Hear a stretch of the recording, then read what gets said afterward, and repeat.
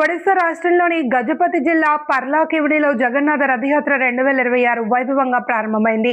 July 16, 2026న ఆషాఢ శుక్ల ద్వితీయ తిథిని పురస్కరించుకుని భక్తుల కోలాహలం నడుమ స్వామివారి రథోత్సవం జరిగింది.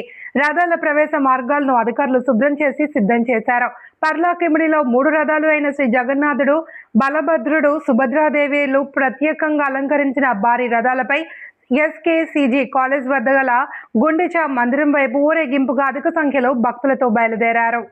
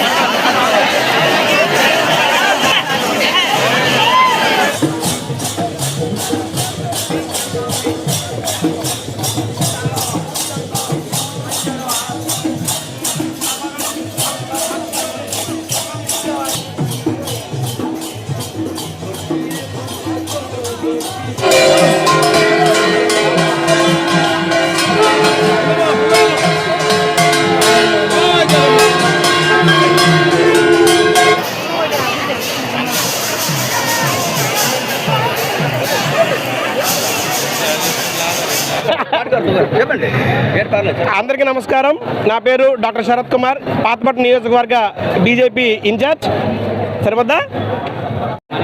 జై జగన్నాథ్.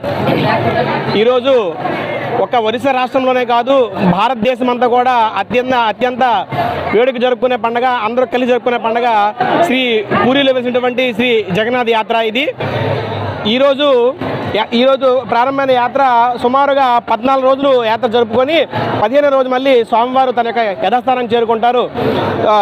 రథయాత్రకు ప్రాముఖ్యత ఏంటంటే అందరూ అడుగుతారు స్వామివారికి, స్వామి ప్రతి ఒక్కరు కూడా మీ దర్శనం మేము రాలేకపోతున్నాం కదా, మరి మీ దర్శనం మేము ఎలా చేసుకోవాలంటే సంవత్సరంలో 14 రోజులు నేను బయటకు వచ్చి మీ అందరికీ నా దర్శన భాగ్యం కల్పిస్తానని చెప్పి ఈరోజు శ్రీకృష్ణుల వారు, అదేవిధంగా మన బలరాముల వారు, ఆ విధంగా వాళ్ళ యొక్క సోదరి సుభద్ర గారు ముగ్గురు కలిసి 3 రథాల మీద ప్రతి ఊర్లో కూడా ఈ విధంగా బయటికి భక్తుల యొక్క దర్శనానికి వస్తారు. అదేవిధంగా ఈరోజు చూసుకుంటే ఈ రథయాత్ర అనేది ఒక భారతదేశంలోనే కాదు, ప్రపంచంలో సనాతన ధర్మం యొక్క వ్యాప్తి ఏ విధంగా ఉందో ప్రతి దేశంలో కూడా వారు శ్రీకృష్ణుని యొక్క లీలలు చెప్పుకుంటూ వాళ్ళు సనాతన ధర్మాన్ని వ్యాప్తి చేస్తూ పూరి యొక్క రథనాథ్ మన జగన్నాథ్ యొక్క రథాలను తయారు చేసి ఈ విధంగా మనం జరుపుకుంటాము భారతదేశంలో. అదే విధంగా వాళ్ళు మిగతా రాష్ట్రాలు, మిగతా దేశాలు కూడా జరుపుకుంటున్నారు. ఆయన యొక్క ఆశీస్సులు మనందరిపైన ఉండాలని కోరుకుంటూ మరొక్కసారి భారతదేశంలో ఉన్న ప్రజలందరికీ కూడా పూరి జగన్నాథ్ యొక్క యాత్ర యొక్క శుభాకాంక్షలు తెలియజేసుకుంటూ జై జగన్నాథ్.